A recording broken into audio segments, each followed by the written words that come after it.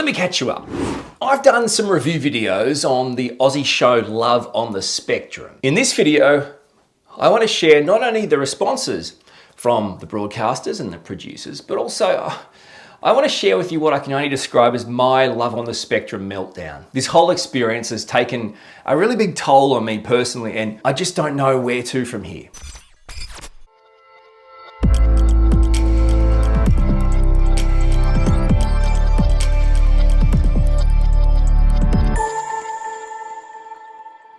Hey, I'm Orion Kelly, that autistic guy, and as an autistic person, and since my diagnosis in adulthood, I've devoted my time to advocating for the autistic community. Of course, I'm doing that through using my own personal experiences, thoughts, opinions, and insight. I'm in no way speaking on behalf of or trying to be the face of autistic people, because all autistic people are different. So, I'm advocating in the best interests of the autistic community through the use of my own autistic experiences.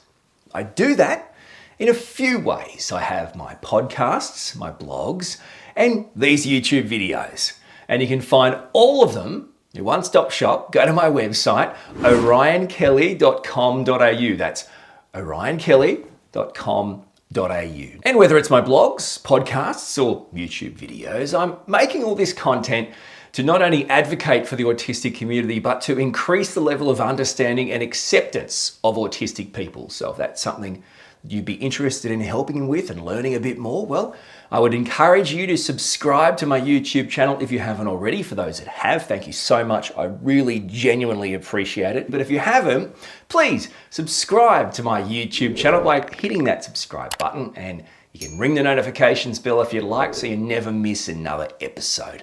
You'll also find me on the socials. You can follow my page on Facebook. Just find the Orion Kelly page on Facebook and give us a follow. I'm on Instagram as well, so you can find me on Instagram and say hey, or maybe you'd like to check out my tweets. You can follow me, Orion Kelly, on Twitter. And I also love the odd video on TikTok, so if you're on TikTok, find me, check out my videos and say hey. Either way, reach out to me on my socials. It'd be great to not only have you join the community, but also to say hey and hear from you. Okay, so let's roll, my friends. My Love on the Spectrum meltdown begins now. And as part of the catch up, you may or may not have seen my other videos on my YouTube channel where I reviewed each episode of season 2 of Love on the Spectrum. Now, in those reviews, what I did basically was provide my insights and thoughts to the good and the bad that I see in the Love on the Spectrum episode. This comes through the filter of me as an autistic person watching a show using autistic people, people that aren't autistic but may have other disabilities, and just plain old neurotypical people date on Love on the Spectrum. So I only say that so everyone understands that when you watch these videos, you're getting my own personal autistic opinion. I'm not speaking on behalf of other autistic people, I'm just giving you my autistic opinion. And that's something that you can take or leave, that's completely fine. The story continued though, because as I started to post my YouTube reviews on Love on the Spectrum, without asking for it, soliciting, whatever you want to say, I started to get contacts from past and present cast members and their families. So they started to directly message me, email me, contact me one way or another to say hey, and they're enjoying the videos. And then they started to open up and share experiences with me about their time on the show. From this point on, that's all I'll say with regards to those interactions. The reason why I bring this up is because as I started to hear from those cast members and family members, I started to incorporate some of the concerns that I had that were raised from those conversations. I started to incorporate those in some of my videos. You can watch my video on episode 5 to go deeper into my issues, but in effect, my argument was that Michael wasn't actually being completely truthful. The narrator and what the narrator was saying was misleading, and I guess the lack of inclusion of Heather's side of the story or her reality impacted and created a negative sense of concern from me towards the show and its treatment of autistic people. We move on now, and you can go and watch my review on episode 5 to get the full story. I'm not going to rehash it here. And what I want to do now is talk about the response. So in the process of talking to the cast members and making the videos, I reached out to the production company, Northern Pictures, and the local broadcast partner, the ABC, which is the Australian Broadcasting Corporation. That is a taxpayer-funded public broadcaster. Now, my intention in contacting these organisations was to hopefully get an interview, a conversation on the record, a public conversation that I could provide to the world at large, to clear up some of my concerns. So as an autistic person, I approached these organisations with my concerns and asked if we could have an interview or a conversation with someone where I could put these concerns to them, we could talk it out, work it out, and that will be available to the world at large. So the response I received was, in my opinion, in no way helpful. Okay, I got two, in my opinion, generic corporate statements that really didn't talk about any of my concerns, aside from the fact that, from my point of view, reading between the lines, basically told me that what I'm saying isn't true. In other words, calling me or the people who told me these experiences and concerns liars. And this is just my opinion reading between the lines. How about I show you the statements, we'll read through them and we'll talk a bit about them. Okay, so let's start with the statement I received from the production company that's paid to produce Love on the Spectrum, called Northern Pictures. I wasn't referred to, no one tried to reach out or communicate with me on a personal level. I just got what was in effect a copy-pasted statement, emailed to me. No one even signed it off as an actual human being. So I found that generic, I found that corporate, and I found that dismissive. And the statement read, the producers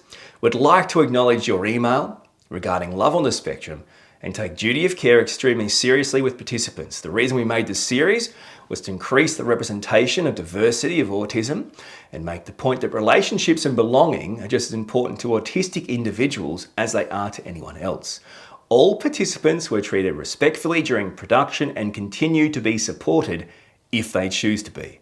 As we are bound by broadcaster agreements, we are unable to make any further comments. There's the statement I got from Northern Pictures. That is in effect the only thing on the record or publicly available they were able to provide me when I reached out to them with concerns as an autistic advocate.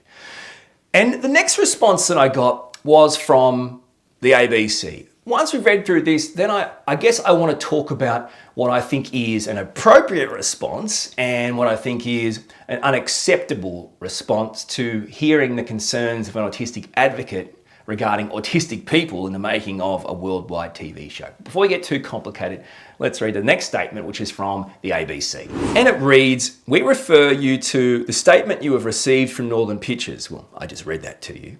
So thanks for referring me to something I've already got when I asked for your opinion.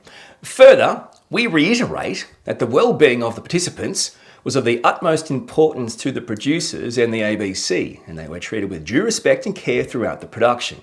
The participants continued to receive support as and when required, and we thank them for their generosity in sharing their stories. Love on the Spectrum was commissioned by the ABC as part of our commitment to bring diverse stories, including those about people with disabilities, into focus, and we are proud of how it has represented the lived experiences of people on the autism spectrum. So that's the ABC statement, and you've also heard the Northern Pictures statement. Some of my overall concerns actually regarded the duty of care shown or the impact the show had on autistic people, whether it's from a general well-being or a mental health point of view. So it's frustrating for me that I wasn't able to actually talk on the public record about those concerns in a more sophisticated sense than just saying, well, no. The statement's basically, well, no, we treated everyone with duty of care and treated them in the way they should be and all this kind of stuff. So that's frustrating for me. And also the idea of the generosity, they appreciate the generosity. I think, again, at the core of that, one of my big issues here is, well, of course they appreciate the generosity of the autistic people in the show because no one's paid to be on the show. Sure, they might cover expenses, but you're not paid a wage to be on the show. Now, the legal loophole there is when it's classed as a documentary, you don't legally have to pay people who are part of a documentary. What's funny though is I'm pretty sure the crew and the production team who make that documentary get paid. So this is where I don't understand. I think any genuine normal person with common sense would see how that isn't actually fair, to have a production company who will be paid money to make the show but then not pay the autistic participants that actually are creating the content for a worldwide show because of a loophole. I mean, I find that frustrating, and yeah, you're goddamn right, they were generous. The last part of the ABC statement, I think is completely irrelevant. I don't care if the ABC are proud of how you have represented the autistic community, and they refer to it like something like represented the lived experiences of people on the autism spectrum. You mean autistic people? That doesn't matter, because unless this is written and unless this opinion is coming from an autistic person at the ABC, you're not even qualified to make that judgment. If you're not autistic, you're not qualified to make the judgment that the content you're providing is actually representing the lived experiences of autistic people. This isn't an argument, by the way. I'm autistic, and I know when autistic people are being represented, their lived experience is being represented in a positive way. And I know when it's not. If you haven't lived the experience of being an autistic person, how can you judge how that can be represented, good or bad? It's a silly, useless, futile argument, and it's a shame they would even think to put that in there, because it kind of contradicts everything they've said. I guess the main points that I took away from the Northern Pictures statement, which we went through earlier, was, again, in my opinion and just through my eyes, it came across dismissive to the concerns I raised. You don't counter someone saying, I would like to raise concerns with you that all autistic people on the show through the production were all treated with the same level of respect or dignity or supported to the same level as everyone else. You can't answer that or respond to that by just saying all people were, right? Okay, but I'm saying I've got concerns that isn't the case. You can't just answer that by saying, no, all were. This is where I get the mindset of generic, corporate, just shut up the complaint as quickly as possible. Don't let anyone ruin the cash cow that is Love on the Spectrum. And the only other thing that really jumped out to me with the Northern Pictures statement was when they talked about the intention of representing diversity, using the diversity of autism. The problem I have with that is, if you want to highlight the diversity of autistic people and you want to do that through content that's viewed by the world, it doesn't end with the characters in the show or the content being autistic. If you want to highlight the diversity of autistic people through a show, there needs to be more than just some cast members. And I wholeheartedly disagree, from just reading the credits and looking into the show, that there are any actually autistic and relevant consultants working on the show. There may be consultants that have connections, but I don't think there's people at every level of the production that have lived autistic experiences that can make sure that diversity actually shines through. You can't guarantee highlighting the diversity of autistic people by just pointing a camera at autistic people, then taking it away and getting neurotypical people to produce and edit something made to be consumed by the world at large. So it's okay to not want to do that, but don't try and say you are doing it when you're not. And again, this is just my opinion and my impression from these statements. So I guess my frustration here and why there's a My Love on the Spectrum meltdown is because that's exactly what happened. I raised genuine concerns. I just wanted to have conversations that I think are important for the public to hear. If they want a show to be viewed by the public, I think I'm entitled, as an autistic advocate with podcasts and YouTubes watched and listened to around the world, to be able to interview, speak with someone from these organizations that can then be consumed by the world at large, to make up their own minds. Now, the meltdown came because basically what happened was, once I was given these statements, the first thing I thought was, from reading those statements, is I'm basically being told that everything that I have concerns about is false, is wrong. Everything that I am saying or I have concerns about, they are, without even having a genuine conversation with me, telling me are not true, are false, which basically makes me feel like I'm being called a liar. And more importantly, it also made me question the integrity of the autistic people who reached out to me, which I don't think was fair either. I kind of had to think to myself, do you think an entire group of autistic people would conspire together against me to make me look stupid by giving me lies? And what's the purpose of that? And in the end, I didn't even use names and actual stories. Apart from one thing I talked about in episode 5, my review of episode 5, with regards to the facts that I know about the Michael and Heather situation. But apart from that, so it's very strange. I'm an autistic person asking to have a genuine conversation with people that use autistic people to create content, to raise some concerns, to hopefully get some reassurances and some sort of commitment to improvement, and then also be able to provide that to the world at large to hear, to hopefully reassure them. And that didn't happen. I just got statements. So I was very confused and I was very upset. It was hurtful. And from my point of view, I didn't know where to go.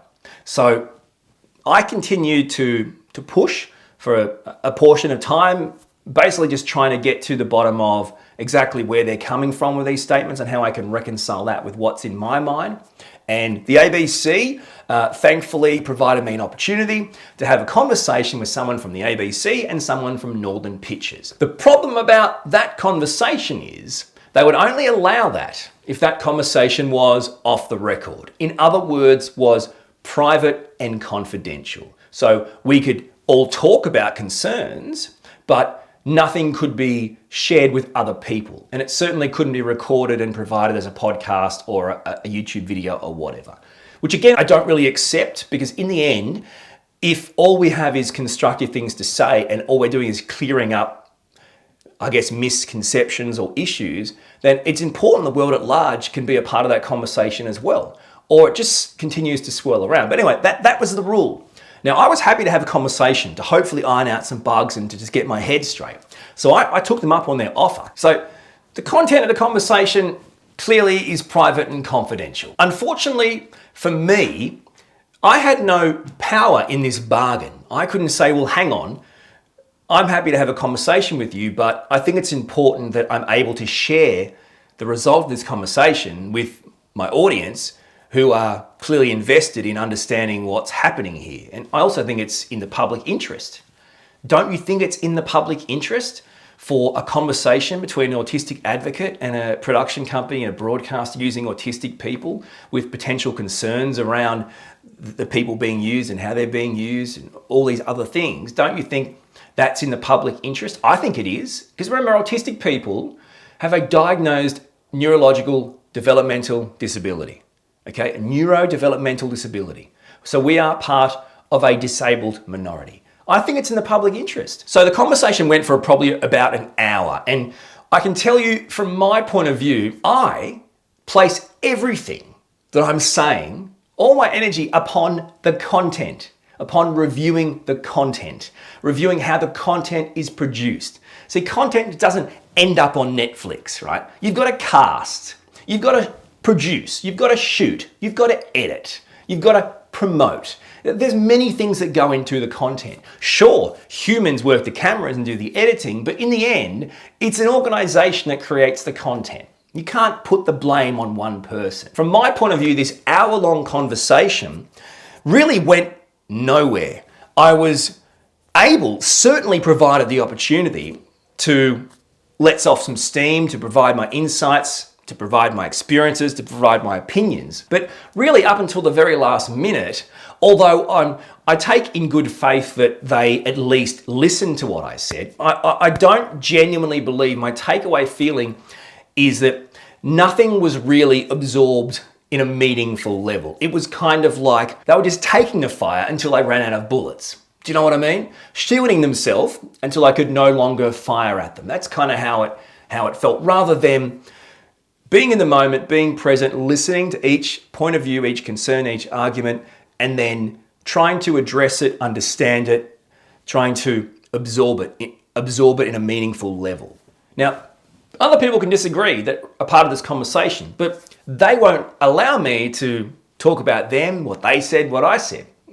They don't see it in the public interest. They see the best interest of the conversation being private is because, well, I guess the protection of the show and the organizations is more important than the public interest. And again, just my opinion. My feelings and my argument on the idea of the public interest versus the protection of, say, an organization. My feeling is, in this instance, if you think that it's okay because you're protecting, I guess, intellectual property or the way you create things or the way you do your business, the way your content is made, if you think that that's the thing to be protected at all costs, as opposed to protecting a minority and valuing the public interest of that, then I think we've all missed the point of my concerns. So by the end of this 1 hour conversation, which really just went around in circles, and again, I can only provide you my own personal insights and experiences. I thank both parties for coming together and allowing me to be heard. I know they can't do this to every person. I understand that. I'm grateful for that. But you know what I'm really sad about? What I was genuinely hurt and saddened and deflated and really felt quite hopeless is that at the end of the conversation and even the days after, I couldn't shake this feeling of darkness and emptiness. It's like when someone pretends to listen to you and pretends to see your point of view and pretends to kind of agree with you or appease you, but really even if they say they're not, you know that their intentions are more about their own reality and protecting that. And what's critical about this particular situation is, like I've said before, I'm the only autistic person on this call. 2 people from organizations, a broadcaster and a production company, talking to me off the record. Everything said is private and confidential, and that's how I've kept it. But I'm the only autistic person. I am an autistic advocate. I have reviewed all the shows, provided my comments, my feedback, my thoughts, my concerns, and instead of being able to properly break through to these people and reach them and enable them to actually understand where I'm coming from and why I'm providing these concerns and these, I guess, opinions and insights, is because it actually means more than just winning or losing an argument to me. This isn't even an argument. It's not a debate. And we need to understand that these conversations are important to have, but these conversations are only important if autistic voices, actually autistic voices, are part of the conversation. And I didn't feel like I was properly heard. I might have been listened to, but I wasn't properly heard. And I don't really think anything I said landed. And even if it was acknowledged that it did or didn't, the proof is always in the pudding. And I heard more excuses and justifications. And here's the problem. To the organizations out there, to the production companies out there, to the people out there, if you are not autistic, your seat at the table of what is right and wrong for autistic people has been given to you by us. You aren't entitled to that seat at the table. You're not a walk-up start. You're not part of the conversation of what is right and wrong for autistic people as a non-autistic person. The issue here is that the conversation table for autistic people has little to no autistic people at that table. It's harder for me as an autistic advocate to get a seat at the table to talk to the powers that be using autistic people than it is for the non-autistic people using the autistic people to get a seat at the table. I fought for that seat at the table. And even when I fought for that seat at the table and got that seat at the table, for starters, they said nothing that's said here has any real relevance because no one will ever know what's said here. No one can ever know, will ever know. And we have to all agree that whatever, it's basically I'm having a seat at a table that's a cone of silence. So it's an irrelevant table. Aside from 2 other people at the table, who am I impacting? And no one can ever hear the conversation or be privy to the conversation. Organizations, production companies, whoever, who want to use autistic people to create content about autistic people need to stop using, in my opinion, from the statements I've showed you, corporate spin about helping to increase diversity and helping to show the different sides of autistic people and, I don't know, speaking on behalf of, like everything that's said to justify what you're doing is in effect the exact opposite of what is actually required. The corporate spin lines are disingenuous and I don't take them in good faith. The corporate spin lines about, you're doing stuff, you're advocating for autistic people, you're bringing autistic people to light, you're showing diversity of autistic people. All that really says is you. Here's what we're doing to talk on behalf of autistic people. If you actually are serious about those things, it's not even corporate spin. It's, if we're going to use autistic people to make autistic content for the world at large, and if we're going to put in our statements how much pride we put into the representation and highlighting of the diversity, you actually have to make sure that happens. There's a difference between this corporate spin and actually making sure that the content you're providing incorporates actually autistic people in not just the cast, but in the full production. I spend an hour being told where I'm right and wrong, and when I'm the only person that's actually autistic and has those lived experiences. The fact of the matter is, and this isn't an argument, this is an actually autistic person telling non-autistic people involved in the use of autistic people for whatever reason, this is just factual. I'm telling you, and you can look up Sia's movie if you want to hear more of the same opinion. It is not your right or your responsibility to advocate, to represent, to highlight, or speak for autistic people. This is why it was a complete meltdown for me. This ruined me. This whole conversation didn't provide me clarity, didn't reassure me. I was not reassured by this conversation. I can't tell you the people or the context of the conversation because it's got to protect the interests of a corporation rather than the public interest of a minority. But what I can tell you is the conversation in no way provided me with any assurance or any reassurance. I have no less concerns for the future autistic representation on Love on the Spectrum than I did before the meeting. No less concerns. I am no further assured. Northern Pictures can be commissioned to make various productions using various members of different disabled communities or minorities. Northern Pictures may say, well, our thing is we stick up for minorities. We advocate for minorities by making content for them. But that's the same argument. Ask Sia. Just saying your heart's in the right place and you just want to represent autistic people, but then doing it the way that movie was done doesn't make it right. We know that. So this argument doesn't fly here either with locally made productions. I don't care who you advocate for, what minorities you advocate for. I want to know what members of those minorities are part of every level of the process. Because if they're not, then you're telling us as a minority how we will be represented and how we will speak and be heard. It's concerning for me. Can we ever make an impact to the world that actually autistic people need to be at the head of the representation of autistic people? Not just the fodder or the content or the cast, because this clearly isn't the case.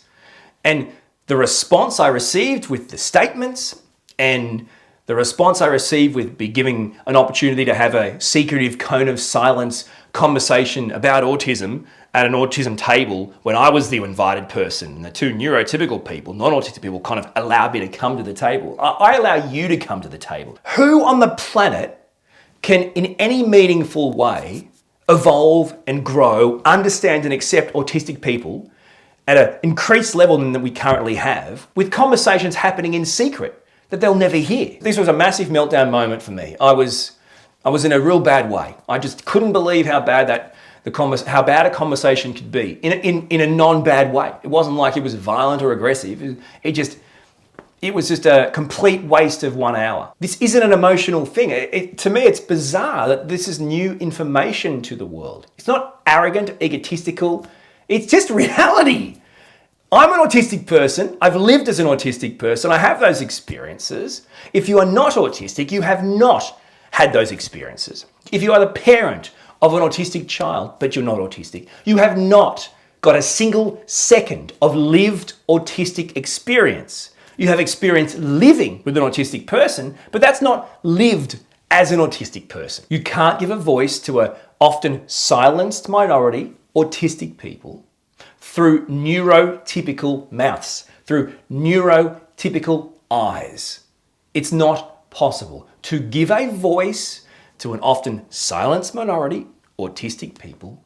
You must use actually autistic voices, eyes and ears at every level of that.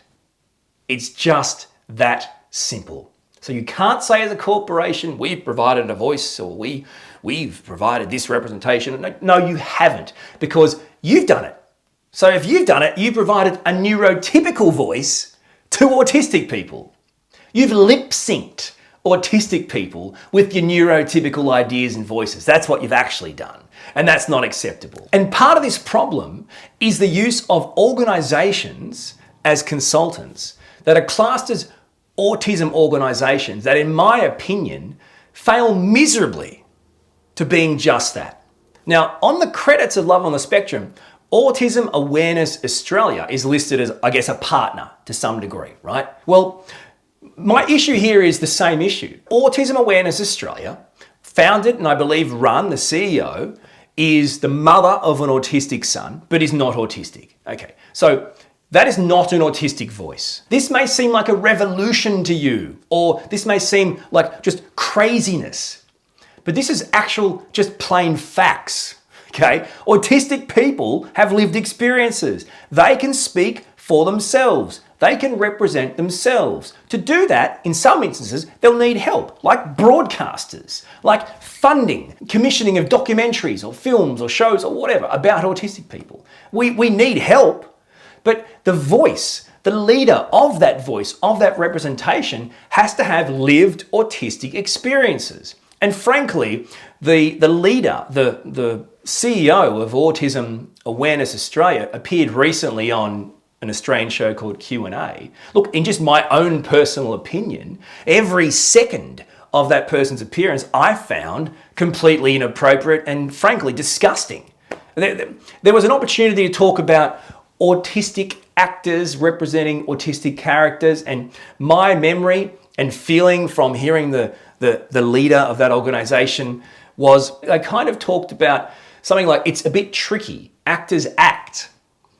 I know that Matt Damon wasn't a Martian or an astronaut, right? But I still watched it. So instead of being an autistic organization and going, yes, autistic actors should be playing autistic roles, that's a no-brainer. Just like, well, if actors act and there's white guys who can act, then why can't the white guys play the black guys? Doesn't matter if there's black actors, the white guys can act. I mean, well, that's ridiculous. It's the same argument. So the idea that that wasn't presented and any other option wasn't just shut down, to me is a massive failure. But again, you need to be in the shoes of those people to understand why it's important. People go, oh, actors act. You don't need an autistic person to play an autistic role. It's more inclusive. It makes more logical sense to have an autistic voice play an autistic character and bring a genuine representation. So the idea that that wasn't even thought of, or it was projected in a completely neurotypical fashion, to me, showed me everything I need to know about that organization. If you have an organization